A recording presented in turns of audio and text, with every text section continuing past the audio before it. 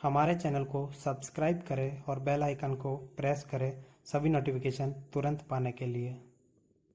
नमस्कार साथियों, हमारे यूट्यूब चैनल जीके स्टडी पर आप सभी का एक बार फिर से स्वागत है।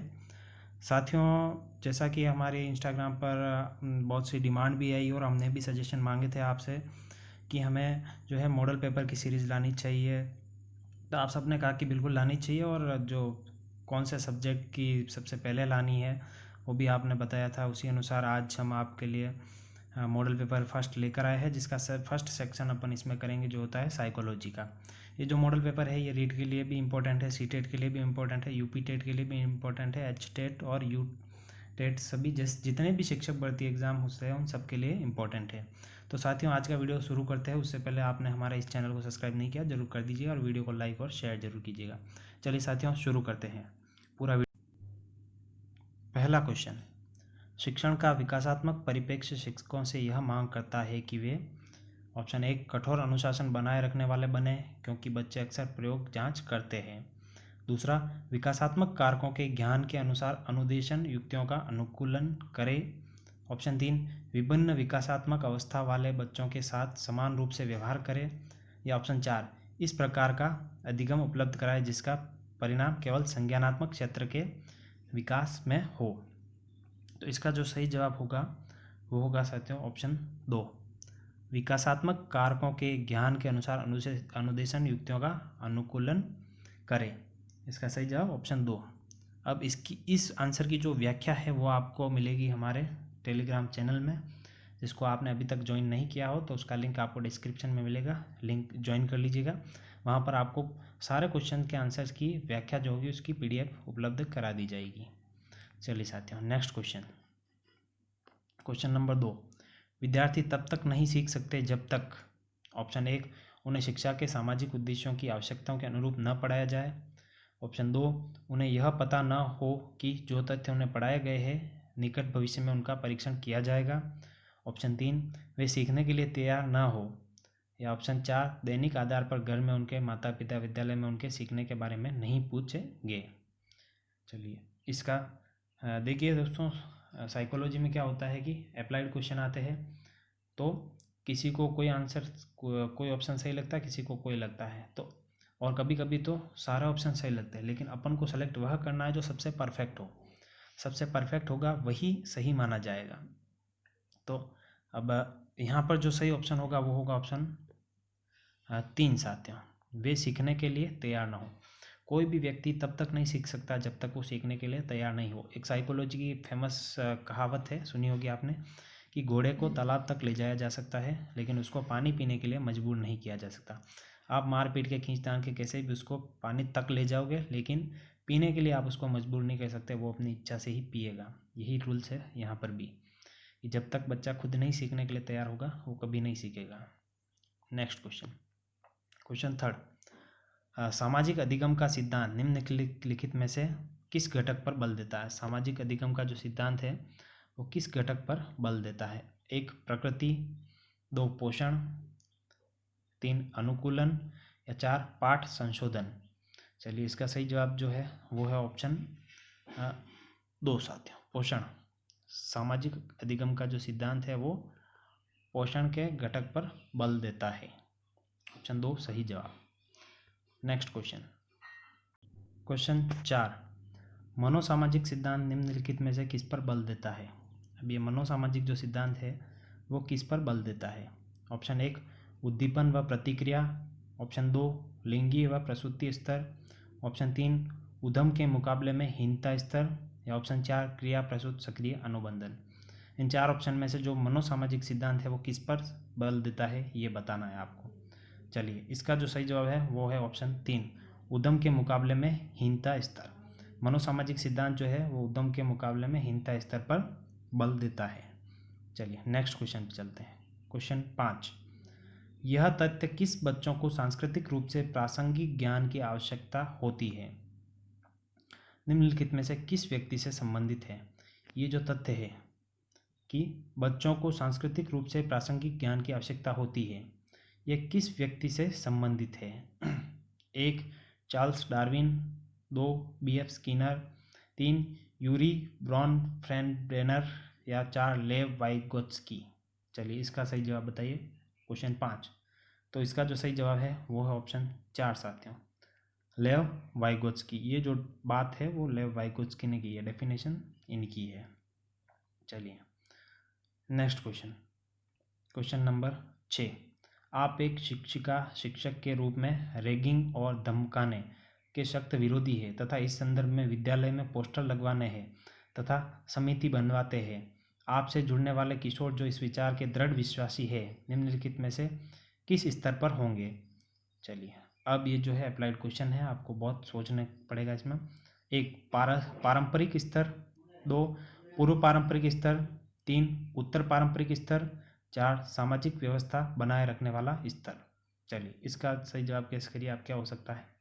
क्वेश्चन नंबर 6, इसका जो सही जवाब है साथियों वो है ऑप्शन 3 उत्तर पारंपरिक स्तर।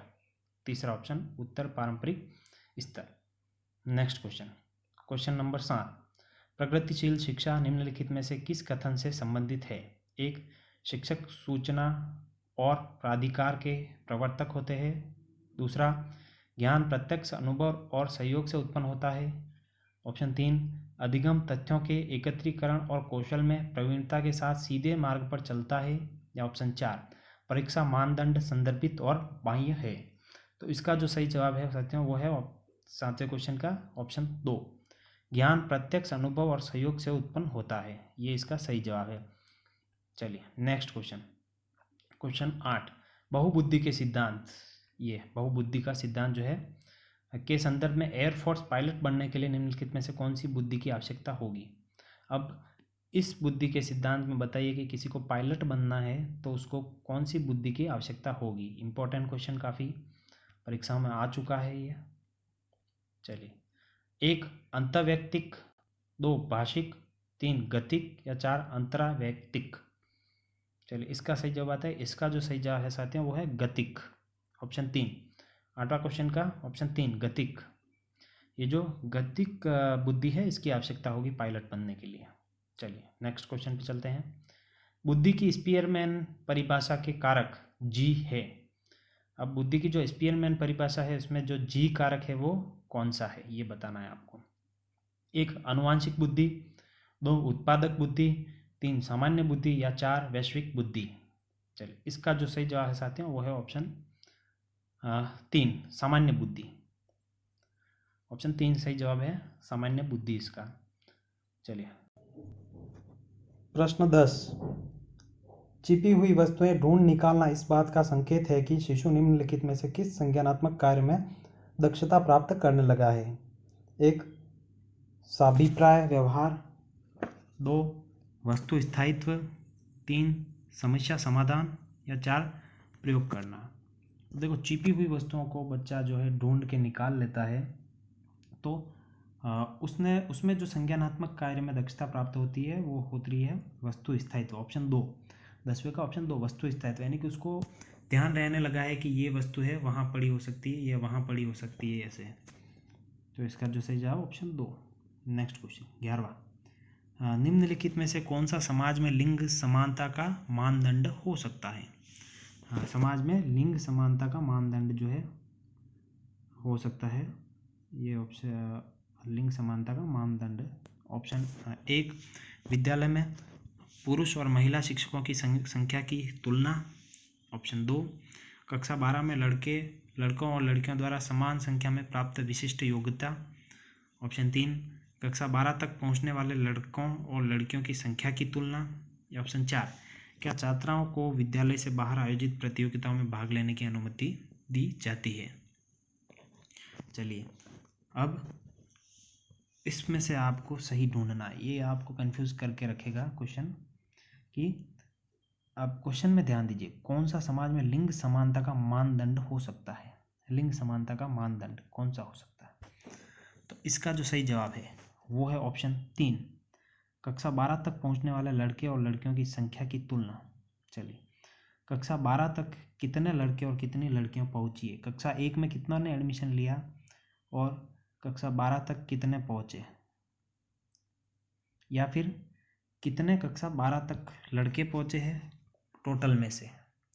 जो पॉपुलेशन है अपनी किसी एरिया की उसमें से, और कितने लड़कियां पहुंची है, ये आपको बताएगा। ये इस चीज़ का मानदंड हो सकता है। चलिए क्वेश्चन 12, व्यक्तिक अंतरों का ज्ञान शिक्षकों की मदद किसमें करता है? एक, पिछड़े शिक्षार्थियों के साथ कठोर परिश्रम करने की निरर्थकता को समझने में, क्योंकि वे बाकी कक्षा के समान कभी नहीं हो सकते। दूसरा, व्यक्तिक अंतरों को शिक्षार्थियों की असफलता की स्वीकृति एवं उत्तरदायी ठहराने में। ऑप्शन 3, सभी शिक्षार्थियों को समान रूप से लाभ पहुंचाने के लिए अपनी प्रस्तुति शैली को एक रूप बनाने में। या ऑप्शन 4, सभी शिक्षार्थियों की व्यक्तिगत आवश्यकताओं का आकलन करने और उनके अनुरूप उन्हें पढ़ाने में। चलिए इसका आंसर गैस करिए आप।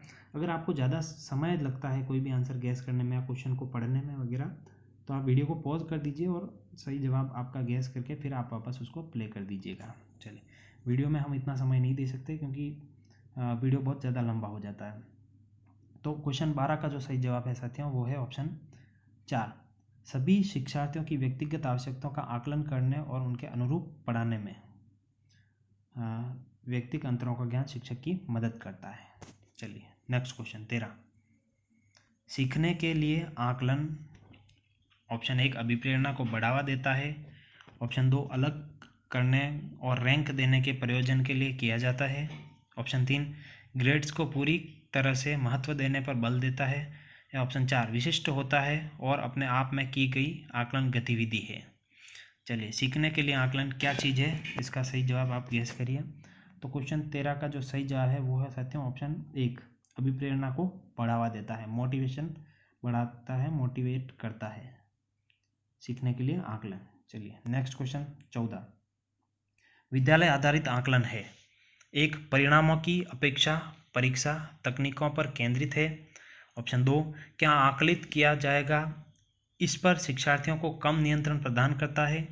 ऑप्शन 3, रचनात्मक प्रतिपुष्टि उपलब्ध कराते हुए सीखने में संवर्धन करता है। या ऑप्शन 4, परीक्षा के लिए शिक्षण को बढ़ावा देता है क्योंकि उसमें निरंतर परीक्षण होता है। चलिए, इसका क्या सही जवाब हो सकता है, गेस करिए आप। तो इसका जो सही जवाब होगा साथियों वो होगा ऑप्शन 3, रचनात्मक प्रतिपुष्टि उपलब्ध कराते हुए सीखने में संवर्धन करता है। क्या? विद्यालय आधारित आकलन। तो 14 का ऑप्शन 3।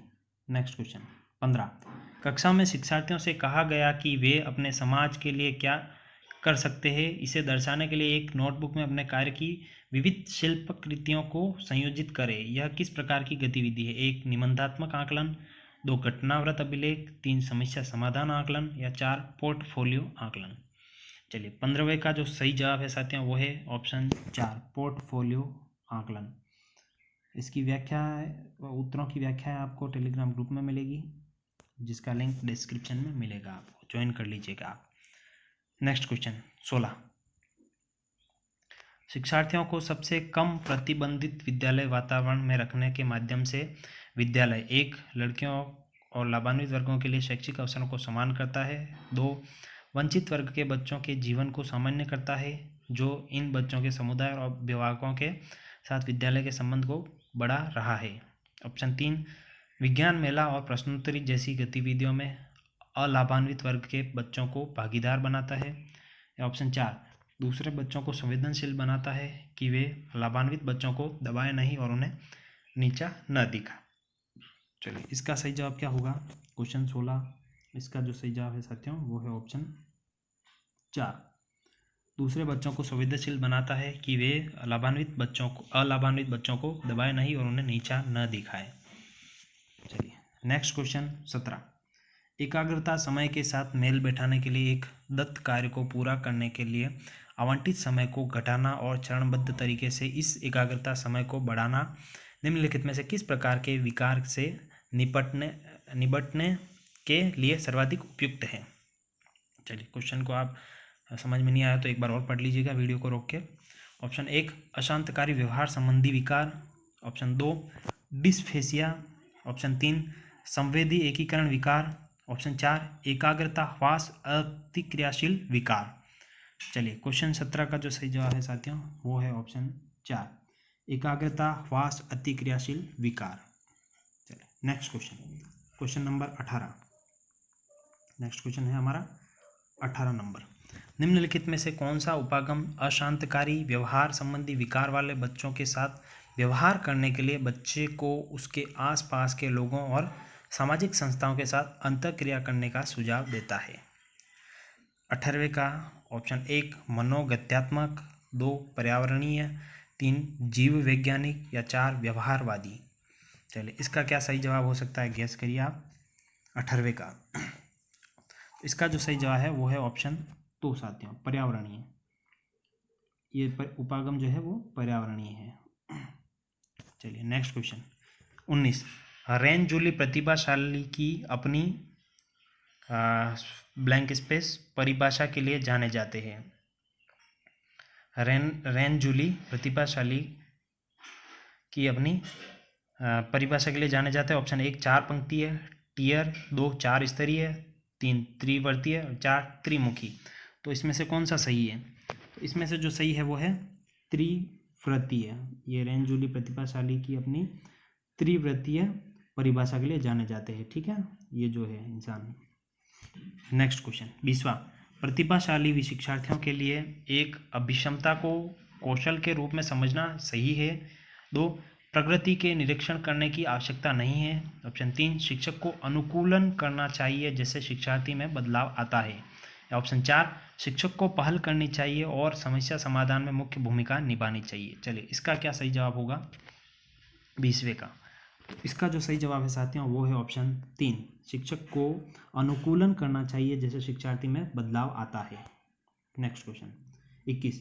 अधिगम निर्योग्यता वाले बच्चों की प्रगति का निरीक्षण करने के लिए निम्नलिखित में से कौन सी पद्धति सबसे उपयुक्त है? 1 व्यक्ति केस अध्ययन, 2 घटनावृत्त अभिलेख यानी कि वास्तविक रिकॉर्ड, 3 व्यवहार रेटिंग स्केल या 4 संरचित व्यवहार परक अवलोकन। चलिए 21वें का बताइए क्या होगा। हाँ, तो इसका जो सही जवाब होगा साथियों वो होगा ऑप्शन 4, देख लीजिए संरचित व्यवहार परक अवलोकन इसका। Next question 22। अधिगम निर्योग्यता वाले शिक्षार्थियों द्वारा एक पूर्ण और उत्पादक जीवन जीने के अवसरों को बढ़ाने का सबसे सही तरीका है? 1 इस तरह के शिक्षार्थियों की कमजोरियों पर ध्यान केंद्रित करना, 2 इस तरह के शिक्षार्थियों से उच्च अपेक्षाओं को बनाए रखना, 3 विविध कौशलों और युक्तियों का शिक्षण जिसे सभी संदर्भों में लागू किया जा सकता है, और 4 इन बच्चों को अपने लक्ष्यों का निर्धारण करने के लिए प्रोत्साहित करना। चलिए इसमें से कौन सा सही जवाब होगा, गेस करिए आप। तो इसका जो सही जवाब है साथियों 22वें का वो है ऑप्शन 3 विविध कौशलों और युक्तियों का शिक्षण जिसे सभी संदर्भों में लागू किया जा सकता है। ये इसका सही जवाब है। चलिए नेक्स्ट क्वेश्चन पे चलते हैं 23वां।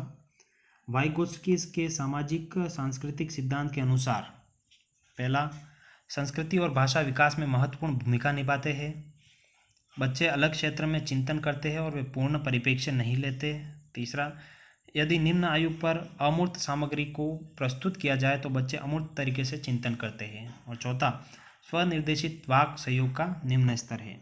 चलिए तो इसमें से जो सही जवाब होगा 23वें का वो है साथियों ऑप्शन 1 संस्कृति और भाषा विकास में महत्वपूर्ण भूमिका निभाते हैं। सामाजिक संस्कृति का सिद्धांत है तो संस्कृति और भाषा विकास में महत्वपूर्ण भूमिका निभाते हैं, ये है इसका सही जवाब।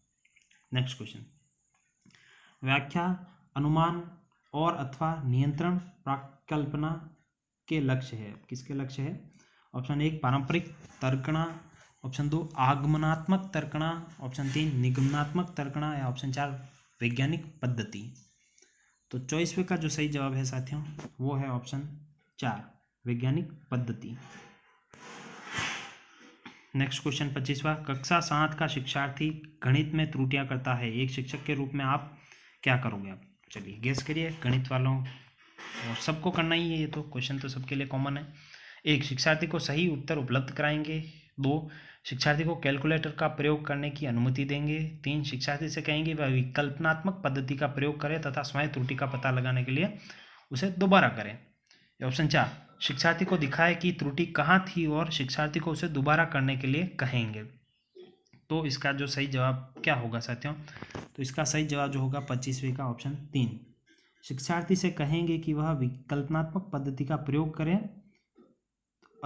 अथवा स्वयं त्रुटि का पता लगाने के लिए उसे दोबारा करें, खुद ही उसे दोबारा करें, उसको गलती का एहसास हो जाएगा किस जगह गलती है। चलिए 26वां क्वेश्चन, संवेगात्मक बुद्धि बहुबुद्धि सिद्धांत के किस क्षेत्र के साथ संबंधित हो सकती है? 1 अंतर्वैयक्तिक और अंतर्वैयक्तिक बुद्धि, 2 प्राकृतिक बुद्धि, 3 चाक्षुष स्थानिक बुद्धि या 4 अस्तित्व परक बुद्धि। चलिए 26वें क्वेश्चन का आंसर गेस करिए आप। इसका जो सही जवाब है साथियों वो है ऑप्शन 1 अंतर्वैयक्तिक और अंतर्वैयक्तिक बुद्धि। ये संवेगात्मक बुद्धि बहुबुद्धि सिद्धांत के इस क्षेत्र से संबंधित हो सकती है।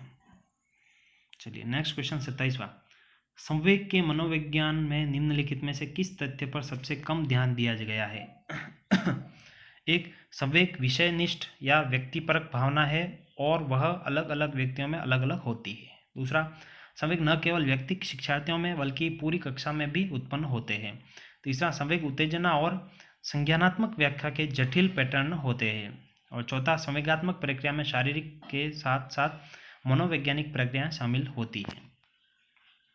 तो 27वें का इसका जो सही जवाब है वो है साथियों ऑप्शन 2 संवेग न केवल व्यक्ति शिक्षार्थियों में बल्कि पूरी कक्षा में भी उत्पन्न होते हैं। संवेग तो हर किसी में होते हैं, इमोशन सब में होते हैं। नेक्स्ट क्वेश्चन 28, राजेश गणित की समस्या को हल करने के लिए पूरी तरह से संघर्ष कर रहा है। उसका आंतरिक बल जो उसे उस समस्या को पूरी तरह से हल करने के लिए विवश करता है वो किसके रूप में जाना जाएगा? 1 प्रेरक, 2 व्यक्तित्व विशेषक, 3 संवेग या 4 प्रत्यक्षण। चलिए इसका सही जवाब बताइए।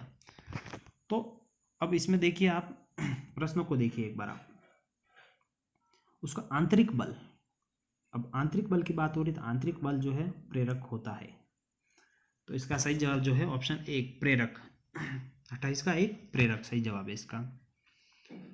29वां क्वेश्चन, अभिप्रेरणा चक्र के संदर्भ में निम्नलिखित में से कौन सा सही क्रम में है? 1 उत्तेजना, प्रबल, प्रेरणा, आवश्यकता, उपलब्धि, लक्ष्य उन्मुखी व्यवहार, उत्तेजना में कमी। अब सही क्रम सीक्वेंस, सही सीक्वेंस देखनी है आपको। दूसरा, प्रबल, प्रेरणा, आवश्यकता, उत्तेजना, लक्ष्य उन्मुखी व्यवहार, उपलब्धि, उत्तेजना में कमी। तीसरा, आवश्यकता, लक्ष्य उन्मुखी व्यवहार, प्रबल, प्रेरणा, उत्तेजना, उपलब्धि, उत्तेजना में कमी। और चौथा, आवश्यकता, प्रबल, प्रेरणा, उत्तेजना, लक्ष्य उन्मुखी व्यवहार, उपलब्धि, उत्तेजना में कमी। अब इसका जो सही सीक्वेंस है वो कौन सा है? तो इसका सबसे जो सही सीक्वेंस है साथियों वो है ऑप्शन 2। इसका जो सही जो सीक्वेंस है ऑप्शन 4, सॉरी 2 नहीं 4, इसका सही सीक्वेंस ऑप्शन 4। सबसे पहले आवश्यकता, फिर प्रबल प्रेरणा, फिर उत्तेजना, फिर लक्ष्य उन्मुखी व्यवहार, फिर उपलब्धि और फिर उत्तेजना में कमी। जब उपलब्धि हो जाएगी उत्तेजना में कमी आ जाएगी। तो आवश्यकता सबसे पहले आएगा और लास्ट में उत्तेजना में कमी। और ये सीक्वेंस देख लीजिए 1 2 3 4 5 और 6 ये सीक्वेंस है इसकी। चलिए लास्ट क्वेश्चन 30वां, इस सेक्शन का 30 क्वेश्चन ही आते हैं किसी भी पेपर में साइकोलॉजी के। तो ये 30वां क्वेश्चन, बंडूरा के सामाजिक अवलोकन पर आधारित अधिगम सिद्धांत में निम्नलिखित में से कौन सी प्रक्रिया होती है? अब ये बंडूरा का सामाजिक अवलोकन का सिद्धांत है, इसमें कौन सी प्रक्रिया होती है? 1 स्वचिंतन की, 2 प्रतिधारणा की, 3 पुनरावृत्ति की या 4 सार को दोहराना। चलिए इसका जो सही जवाब होगा साथियों वो है प्रतिधारणा। प्रतिधारणा इसका सही जवाब होगा। तो साथियों इसी के साथ हमारे इस मॉडल पेपर का जो सेक्शन 1 है साइकोलॉजी का वो कंप्लीट हो चुका है। ये जो है वो लेवल 1 और लेवल 2 दोनों के लिए बहुत ही इंपॉर्टेंट है और जितने भी शिक्षक भर्ती परीक्षाएं आप है उन सब के लिए इम्पोर्टेंट है और रीट के लिए भी स्पेशली इम्पोर्टेंट है ये। तो साथियों बहुत बहुत धन्यवाद, आपने ये पूरा देखा है। कोई भी डाउट हो तो आप ज़रूर कमेंट कीजिएगा और वीडियो को लाइक और शेयर ज़रूर कीजिएगा। साथियों अगर आपका रिस्पांस इस वीडियो पर बहुत अच्छा रहता है तो हम इस सीरीज़ को आगे बढ़ाएंगे और बहुत से मॉडल पेपर आपको सॉल्व करवाएंगे। चलिए साथियों मिलते हैं नेक्स्ट वीडियो में, तब तक के लिए बाय, जय हिंद साथियों।